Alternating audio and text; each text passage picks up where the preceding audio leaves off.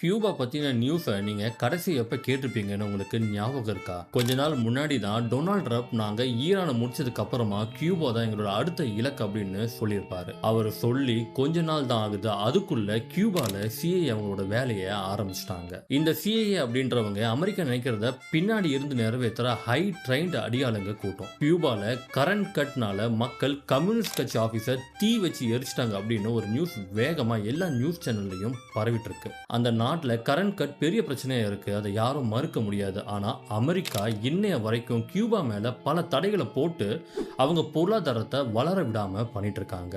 என்னோட கேள்வி என்னன்னா, அது எப்படி ட்ரம்ப் அறிவிச்ச கொஞ்ச நாள்ல கியூபால வன்முறை நடக்குது? அதுவும் அவ்வளோ இடம் இருக்கும்போது அது எப்படி கரெக்டா கம்யூனிஸ்ட் ஆபீஸை மட்டும் தீ வச்சு எரிக்க முடியுது? ஏன் எரிக்க வேற இடமே இல்லையா? நோ, இதுக்கு பின்னாடி வேற ஒன்று இருக்கு. கியூபால கம்யூனிஸ்ட்களோட ஆட்சியை மக்கள் வெறுக்கிறாங்க அப்படின்னு, அவங்க ஆட்சி மாற்றத்தை விரும்புறாங்க அப்படின்னு ஈரான்ல யூஸ் பண்ண அதே பழைய ஃபார்முலாவை அப்படியே கியூபா மேல அப்ளை பண்ண ஆரம்பிச்சிருக்காங்க. ஈரான் விஷயத்துல நம்ம பார்த்தோம்னா அமெரிக்கா ஈரான் பத்தி குறைவா மதிப்பிட்டு இருக்குன்னு தான் நான் சொல்லணும்.